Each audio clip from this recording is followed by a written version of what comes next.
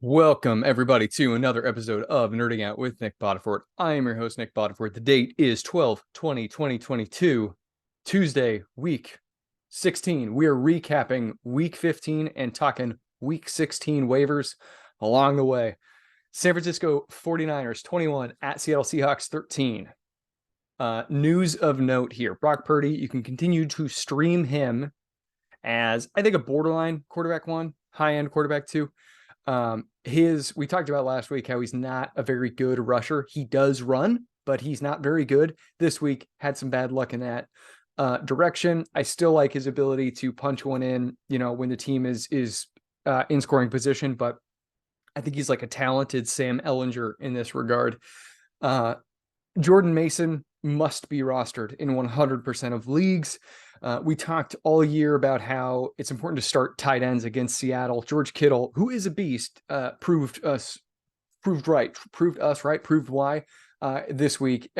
He can be a streaky producer, but when you get a guy going against Seattle, you have to start your tight ends. On the Seattle side of things, Marquise Goodwin is the primary Tyler Lockett replacement. Lockett broke his second metacarpal. It is the bone in his hand that connects to the index finger. There are varying timelines or expected rehab timelines.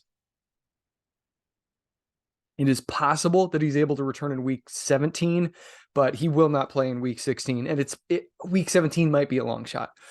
So Marquise Goodwin I'm looking at my notes here. Marquise Goodwin needs to be one of the primary waiver wire ads. He will assume number 2 duties behind DK Metcalf, but I think that Penny Hart also offers intriguing deep league viability. Hart, 5'8", 180 pounds, compared to number 4 wide receiver Tariq Young, 6'2", 224. Young is a big time playmaker, and if I were the coach,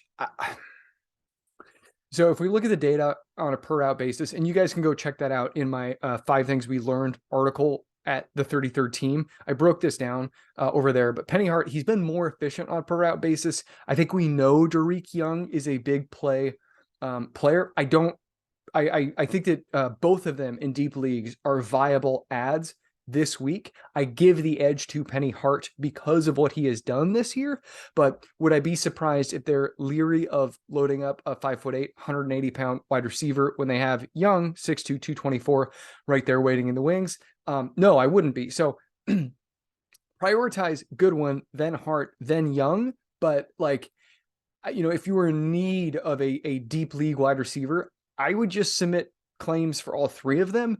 And they're playing Kansas City this week. Kansas City's defenders are talented, but just with the way that Kansas City's offense pulverizes opposing defenses, it just puts the opponent in a pass-heavy game script, no matter what. So Hart and Young might still be viable, even though they'll be playing against some fairly talented cornerbacks. Oh, Travis Homer is the primary passing down running back. They did not give that role to Ken Walker. They could have been limiting his snaps. We don't know. All we can say is that is the dude who was in. Homer was the dude who was in on passing downs.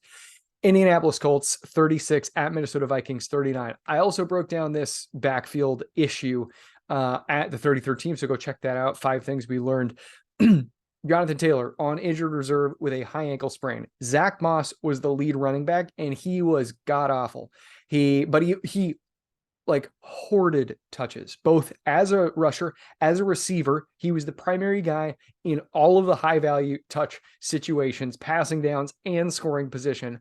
Deion Jackson, of course, outproduced him across the board on a per touch basis. So what to do here? Well, also Jordan Wilkins will be activated. What to do here? I think you put in claims for both guys, and you have to decide what you want. Do you want to bank on the guy who just had the volume in Zach Moss, or do you want to bank on the guy who is more talented in Deion Jackson? I will probably bank on Jackson, but it's really close here. I think both guys will probably be involved. If Moss is going to touch the ball 20 times, though, you can't really rank him. I mean, you can't rank him outside the top 36. We then have to have a conversation about top 24. So Both are viable. I don't think I want to touch Jordan Wilkins, but this is crunch time. So I consider both Moss and Jackson viable. I don't have anything to add on Minnesota Vikings. You know that Alexander Mattison should be rostered across the board. Baltimore Ravens 3 at Cleveland Browns, number 13. Number 13, 13 points. Lamar Jackson, we don't know when he's coming back, and that is a bummer. He was not, he did not practice today, Tuesday, which is not surprising because it's the first practice of the week with the Saturday games. But it's not a great sign. I think he'll probably miss. I think that it is probably going to be Tyler Huntley once again. On the Cleveland Browns side of things, Deshaun Watson just sucks right now. Really bad. So cool. Not rooting for you, bud. Donovan Peoples-Jones, he is mildly succeeding, but with Watson's struggles, and like he's carrying the ball basically 6 times a week. Until Watson figures out how to play football again, it's really hard to trust Amari Cooper or Donovan Peoples-Jones as reliable contributors. Should they both be in the top 36? Yeah, I think so. But we might be ranking Donovan Peoples-Jones ahead of Amari Cooper because he seems to have a better connection thus far. I'm not excited about either guy. And David Njoku did not have a great week. Harrison Bryant might just be a little bit too involved. And Kareem Hunt a little bit more involved with Watson under center. Just kind of a mushy situation. Miami Dolphins 29 at Buffalo Bills 32. Reports out of Miami are that Jeff Wilson Jr. almost played, which is kind of weird because I don't think he practiced on Wednesday or Thursday and was limited Friday, but I think it'll be a go again. I think Raheem Mostert had probably done enough to retain lead back duties entering this week. But Jeff Wilson, I believe, will be a factor. Salvon Ahmed did score. Good for you. He did not. He was a green zone, or excuse me, he was a red zone guy, not a green zone guy though. So I don't expect Ahmed's role to remain steady as like a scoring position guy. On the Buffalo Bills side of things, of course, they went back to Devin Singletary as the lead rusher because nothing makes sense. And no matter how well James Cook plays, they're just going to keep doing that stuff. So that's a huge friggin' bummer. Just checking news here. Okay. Dawson Knox, very productive over the last 2 weeks on a per route basis. And he just with that alone, like I think he's a tight end 1. Atlanta Falcons 18 at New Orleans Saints 21. Tyler Algier was the lead rusher after the Atlanta Falcons week 14 bye.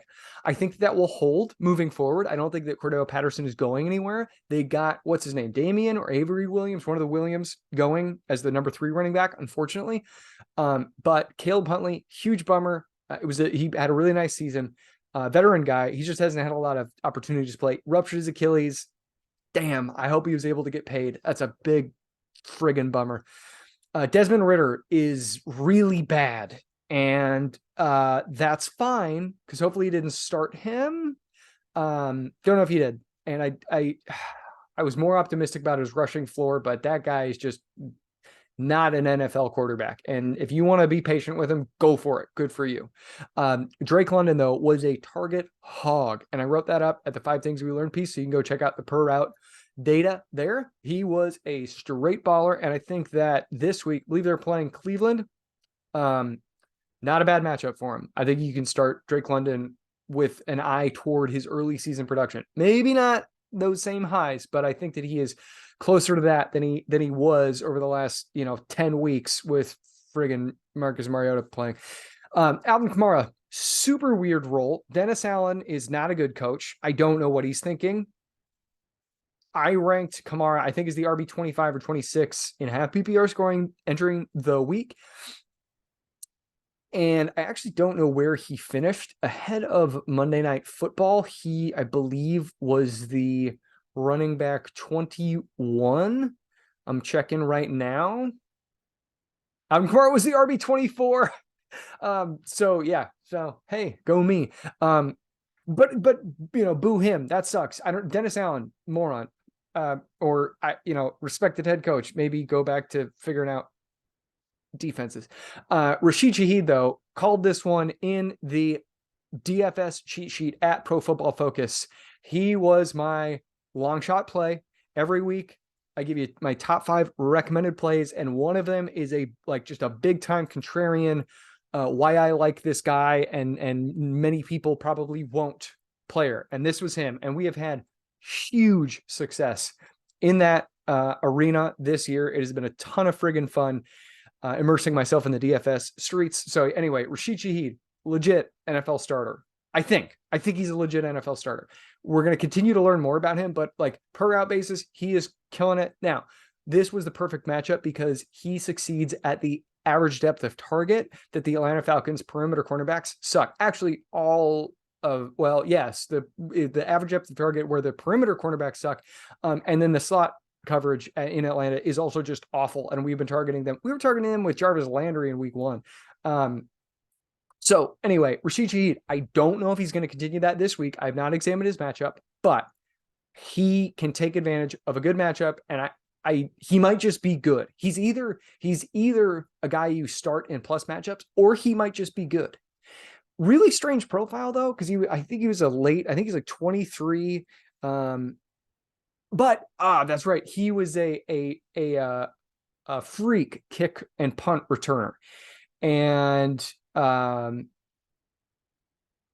have that actually in the PFF article, and you guys can go read about that if you're curious. As a senior, he was an all-conference kick and punt returner and wide receiver, or second team wide receiver. And then I think he was a 4-time, either he was a 4-time All-American or a 4-time Big Sky. And I know, Big Sky, whatever. No, there's a long history of NFL players, especially wide receivers and running backs, who succeed significantly so, noticeably so, in the return game, that go on to have prolific NFL careers in a positional role, meaning like wide receiver or running back. So I think that there's a lot that there's like as much that points to Rashid Shaheed as being a great player as there is that his late break. Actually, I don't know when he broke out, but he's kind of an older rookie. Anyway, Deep League, go ahead and add him. I will be tweeting about him this week. But yeah, go Rashid Shaheed. Now, Juwan Johnson, he's been really good with Andy Dalton under center. And his touchdown scoring, we don't like to chase touchdowns, but it's been pretty prolific.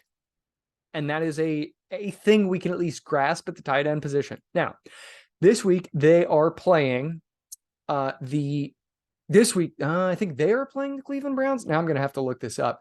So the interesting thing with the Cleveland Browns, bummer of the thing with the Cleveland Browns, is that coverage linebacker specialist. It is the Saints who are playing Cleveland. So apologies if I said that was the Falcons. Anyway, New Orleans Saints playing the Cleveland Browns this week. Coverage linebacker Jeremiah Owusu-Koramoah out for the year. He missed a bunch of time on injured reserve, came back for a little bit, now he's out for the year.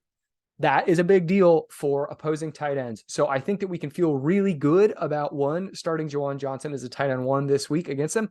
But also 2, we can just start Taysom, because guess who threw that touchdown bomb to Rashid Shaheed? Taysom Hill. So I think that the New Orleans Saints have 2 fantasy football tight end 1s. And I know that there are a million reasons to be nervous about that, but just start them, because what the heck else are you getting at this position? One appears to be a decent route runner, and the other is used as a passer, rusher, and receiver. Stop overthinking it. Pittsburgh Steelers 24 at Carolina Panthers 16. Only notes here are Najee Harris, a lot of volume, not a ton of passing game work, but a lot of volume. I think he's going to be in the top 12 this week for me, rankings wise. I allowed myself to get too low on DJ Moore last week, and I'm disappointed in myself for that. But we'll look ahead to this week. I think I had him as a wide receiver 25 range, and I was a little bit higher on him earlier in the week. I don't know how he finished, but he scored a touchdown.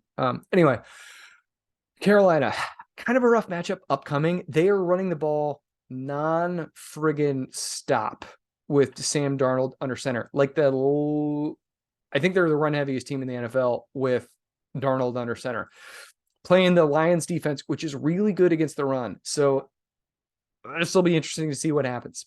Philadelphia Eagles 25 at Chicago Bears 20. Dallas Goedert is going to be active this week. He was inactive last week. Jalen Hurts likely suffered an AC joint sprain in his throwing shoulder. What does that mean?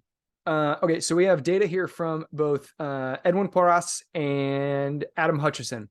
If you can go find the Edwin stuff on his Twitter feed, and then you can get the AC joint sprain or non-specific shoulder injury stuff from Hutchison's injury index at 444. I think it's free. But here's the deal. Quarterbacks from Hutchison missed 2.8 games on average with non-specific shoulder injuries, and they concerningly carry a 20% re-injury rate. That's pretty high. Edwin says a similar thing. Jalen Hurts AC sprain per Adam Schefter. Quarterbacks missed time. The average mean 17 days, median 9 days. He also cites the re-injury risk, and when they suffer a re-injury, they tend to miss up to 4 weeks. So unlikely that I don't think it's likely that Jalen Hurts plays. I know that Nick Sirianni is saying that he is built different and that he's not counting him out. That would be stupid because your quarterback is built different. He is an exceptional player, and you should have him ready for a Super Bowl run. So I don't think he'll play. I think it'll be Minshew, and I think that Minshew can distribute the ball well.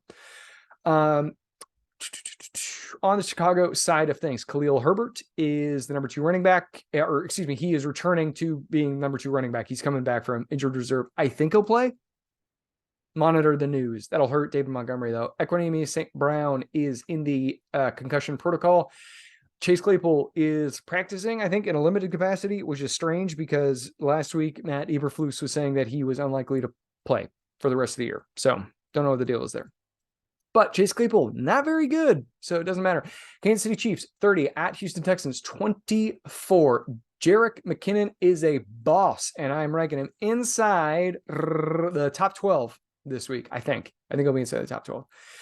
Stash tight end Noah Gray. Chris Moore was the cat's pajamas last week. Everybody was freaking out about him. I was on him a few weeks ago. But here's the deal. He was doing really well as a slot receiver earlier in the season. With all of the wide receiver injuries that have been suffered, Moore has been asked to take more reps on the perimeter.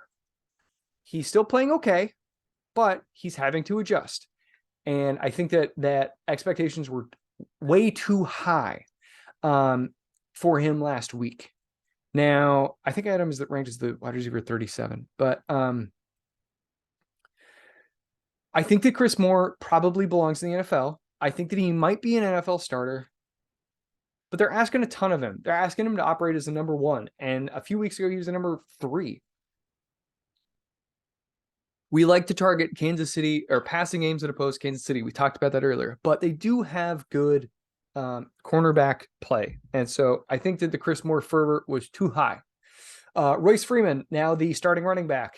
Jeez. I'm just moving on. I mean, if the Houston Texans are playing a run defense like the Houston Texans, then maybe you can start Royce Freeman, but it's pretty ugly. Dallas Cowboys 34 and the other running backs. I mean, it's ugly. It's really ugly. That's what it is. Dallas Cowboys 34 at Jacksonville Jaguars 40. Trevor Lawrence is real. He can support his pass catching assets. I think that Evan Ingram is a tight end 1 moving forward, and you guys at home should be keeping track of how many times I say someone is a tight end 1. I think I've labeled 4 so far. Consider trading away ETN in Dynasty. I don't know what the deal is here. Not earning targets. He's got a fumble problem. Is the foot injury causing? Are they giving him plays out? Like, I've heard Evan Silva talk a lot about how some coaching staffs view passing game or passing downs as being a time when they can give their lead running back time off to breathe. And that's why Joe Mixon is underutilized and only gets passing down or passing game work on first and second down. Maybe that's what's going on with ETN. I don't know. It's weird. They don't use him properly, but he's still scoring points. Probably don't trade him, but just monitor the news. Like, at the end of the year, if we find out that he had a foot injury, that's going to be relevant. I mean, we know he had the foot injury, but if it's still nagging, I've talked about Travis Etienne and his foot for weeks, but anyway, it's just monitor this situation heavily. Start him again this week, but in Dynasty, monitor this situation heavily. Detroit Lions 20 at New York Jets 17. Only note from this one is that Garrett Wilson is a baller, and it does not matter who is his quarterback. Who his quarterback is. Arizona Cardinals 15 at Denver Broncos 24. Keontae Ingram needs to be rostered in 100% of leagues.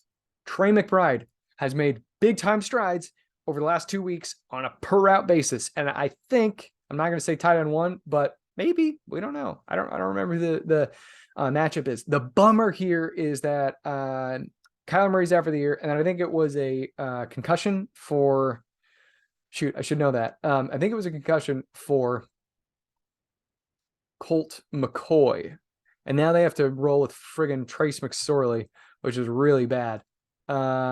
Yeah, it is a concussion. So quarterbacks on average, I think we talked about this last week, actually, because of the various quarterback concussions suffered, but I think it's 0.9 games missed per Adam Hutchinson's injury index. Yeah, it is for quarterbacks, 0.9 games missed. So Colt McCoy probably out. I don't know. It sucks. McBride, like, he could actually be turning the corner right now, and then we're not going to see what he can do because it's Trace McSorley. Denver Broncos side of things, Marlon Mack and Latavius Murray are splitting passing down roles, and both of them are playing lucratively. I just think we monitor the matchups crazy. It's like it's 2011 or something. How long have these guys been in the league? 20? No, it's like it's 2018. They're not that old. Latavius Murray is. He's 32. But anyway, yeah, I think that this is improbable, but they're doing it, and it kind of is a testament to running backs not mattering. Like, if you can get a guy who's moderately capable, which I don't know that these guys really are, but they just get volume that they can produce. New England Patriots 24 at Las Vegas Raiders 30. Ramondre Stevenson, bulletproof usage. Kevin Harris and Pierre Strong did not do anything on passing downs, so don't worry about that. We don't have anything to talk about with the Raiders. Oh, I guess Darren Waller. Good for you, bud. He's back as a tight end one, up to number 5. Tennessee Titans 14 at Los Angeles Chargers 17. Over the last 2 weeks, running back Derrick Henry and tight end Chigozie Okonkwo are the 2 most efficient and productive wide receivers, pass catchers on a per route basis with Tennessee. So that's crazy. Treylon Burks, I think. Okay, and actually, seriously though, Derrick Henry like has a passing game role now. That's incredible. He's probably just a running back one forever for the rest of the year. And Okonkwo is a tight end one. Treylon Burks, don't love this. So wide receivers average 1.7 games missed due to concussions. He has missed 2 games. Unfortunately, he was not able to practice at all last week, so I don't know that he's going to be able to suit up. That sucks. He's got to be able to basically do stuff and then not be symptomatic. So the fact that he's not even able to practice is not a great sign for his week 16 availability. Josh Kelly operated as the primary backup for the Los Angeles Chargers. He should be rostered in a bunch of leagues. Safety Derwin James. I'd seen some stuff about maybe him returning week 16, but he went 3 straight, did not participate. So I don't know. Last week in practice, he couldn't practice at all last week. So we'll see what happens there. But that is a player to make note of because he impacts both the passing game and the run game. Cincinnati Bengals 34 at Tampa Bay Buccaneers 23. Cincinnati's defense has now lost their number 1 cornerback. Don't know what's going on, or we don't know if slot cornerback Mike Hilton will play, but he did not play last week, and I don't think that he was able to practice. Oh, I'm double checking here. Mike Hilton, 3 straight DNPs. It's a knee injury. They're starting rookie safety Daxton Hill. Really interesting. He basically was a slot defensive back in college last year, but he's always listed as a safety, not a slot cornerback. This year he's kind of played safety. I mean, he barely played at all prior to this, but now he's the starting slot cornerback. And Chris Godwin had a pretty solid day against him because he's a rookie. He was like a first round pick, but anyway, we'll check the data and see how well Daxton Hill actually played. Blah blah blah. Follow for more updates. But so Chidobe Awuzie out. I think Mike Hilton probably out this week. Sam Hubbard, defensive end, he's out up to 4 weeks with a calf injury. they've had linebacker and defensive tackle issues, and Trey Hendrickson is out with a wrist injury. It's really bad. So this is a defense to target right now. As for Tampa Bay, the running backs are they're splitting passing down. The top two guys, Lenny and Rashad White, they're splitting passing down work. New York Giants 20 at Washington Commanders 12. Only notes here, Jahan Dotson looks like he's separating as the number 2. I think that he's probably a good NFL wide receiver. Well, Los Angeles Rams, we're already at Monday Night Football. Los Angeles Rams 12 at Green Bay Packers 24. Cam Akers, he's on the Joe Mixon program. So it's what we talked about, early down rushing and receiving work only, not really a passing down guy. Malcolm Brown is playing on passing downs. Actually, Akers got a little bit of passing down work, but yeah, Malcolm Brown is a problem now. And Kyron Williams, dude, you screwed up. He had such a big opportunity, and damn. Okay. Green Bay Packers, Romeo Doubs, really limited in his return from a high ankle sprain. I think it was a high ankle sprain. And just smoked the rest of the team on a per route basis. Like crazy. Wild stuff. It seemed like Christian Watson was just separating, that he had always been the good guy, but now it was like, oh my God, is it a productive volume? Was he a production of volume and small sample size? And like Romeo Doubs, is he actually good? Because this is the thing, early in the year when Doubs was playing on a limited basis, when he would step on the field, he would command targets. Maybe Doubs is good. Yeah, maybe they have 2 good receivers. It's an interesting situation to monitor. I think they are probably both good, but there's been some wild data with the 2 of them. AJ Dillon was ruled out with a concussion, into the concussion protocol after a baller outing, and then he cleared the concussion protocol. Did he come back in? He cleared it last night on Monday night, and then he cleared it again this morning. Like he passed all the protocols again. So I think AJ Dillon is good to go. If they're going to use him like they did again this week, then woohoo, you can just start him like top 20, not 24, top 36. I don't know.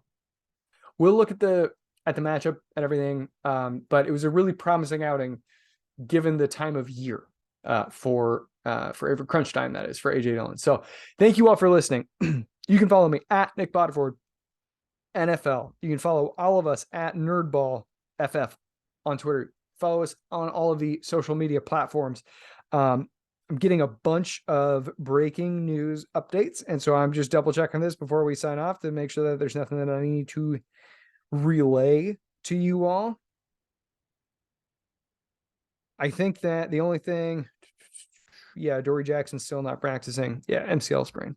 Cool. All right. Thank you all so much for listening. I'll catch you on Twitter. Have a good week.